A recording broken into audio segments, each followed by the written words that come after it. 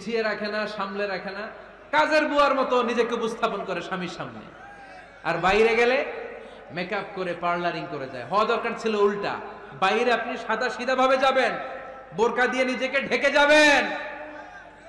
বাইরে যাওয়ার সময় কোনো নারী পারফিউম ইউজ করে যেতে পারবে না।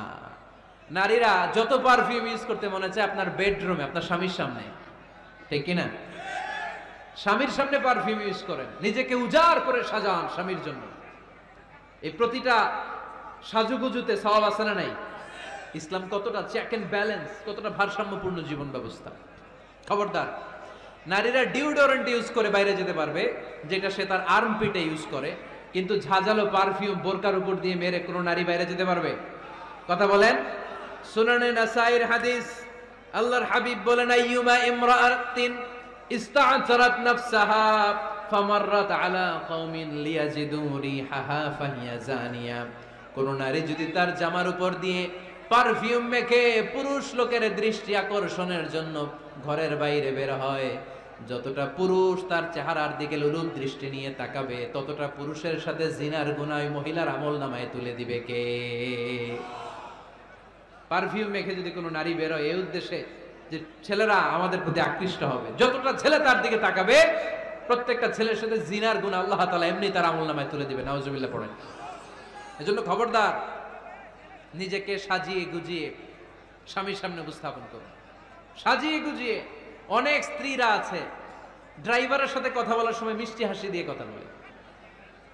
বাজারে শপিং করতে গেলে আসসালামু আলাইকুম ভাই, কেমন আছেন? কি সুন্দর আসসালামু আলাইকুম।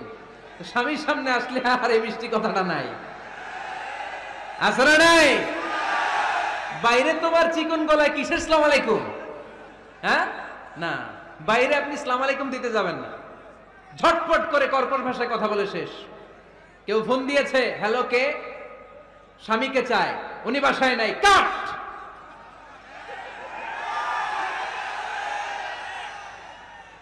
কারে চান? আপনার হাজবেন্ডের, নাই, কাট, শেষ করে দিবেন।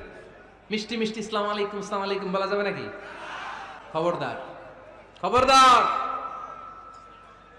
বাজার করতে গেলে কি মিষ্টি হাসি, দোকানে গেলে কি মিষ্টি আলাপ, ড্রাইভারের সাথে কি সুন্দর কথা, সিএনজি ওয়ালার সাথে কি সুন্দর আলাপ, আর ঘরে আসলে এই চেহারাটারে এরকম করে রাখে, আছে না নাই? ঘরে আসলেই স্বামীর সাথে খিটখিটে মেজাজ। না বোনেরা, উল্টো করে ফেলছেন আপনি। বরং স্বামী ছাড়া অন্যদের সাথে কথা শর্টকাটে সারবেন, যাতে কোনো ফিতনা চলে না আসে। চিল্লায় বলেন ঠিক কিনা?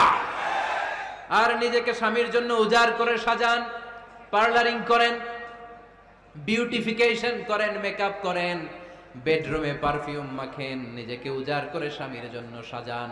সওয়াব দিয়ে আপনার আমলনামাটারে পূর্ণ করে দিবে কে? বিশ্বনবী যখন সফরে যেতেন, সফর থেকে ফিরে আসার সময় ডিরেক্টলি স্ত্রীর ঘরে যেতেন না। বিশ্বনবী একজনকে ঘরে পাঠিয়ে দিতেন, মদিনা রূপকণ্ঠে কিছু সময় অপেক্ষা করতেন, আর বলতেন আজকে আমি আয়েশার ঘরে যাব, আয়েশারে যে বলো আমি এসেছি। কয়েক ঘন্টা পরে আয়েশার ঘরে আমি ঢুকবো। সুবহানাল্লাহ পড়েন। স্ত্রীকে সময় দিতেন, কারণ স্ত্রী হয়তো কাজ করে, ঘর গুছায়, ঘেমে থাকতে পারে, তাকে নিজেকে গুছানোর জন্য সময়ের দরকার আছে না নাই?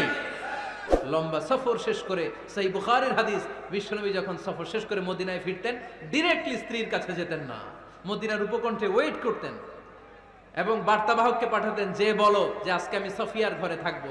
সফিয়াকে সময় দিতেন 2-1 ঘন্টা, যাতে নিজেকে সাজিয়ে নিতে পারে। সুবহানাল্লাহ পড়ো। আমার বোনেরা, আমার মায়েরা, খবরদার, আপনার স্বামীর ভেতরে আপনার জান্নাত, আপনার স্বামীর ভেতরে আপনার জাহান্নাম। আপনার স্বামীর মনকে খুশি রাখতে পারলে জান্নাতের দরজাগুলো আপনার জন্য খুলে দিবে কে? ক্যাপাসিটির বাইরে কিছু চাবেন না। এই 10টা স্ত্রীদের দায়িত্ব।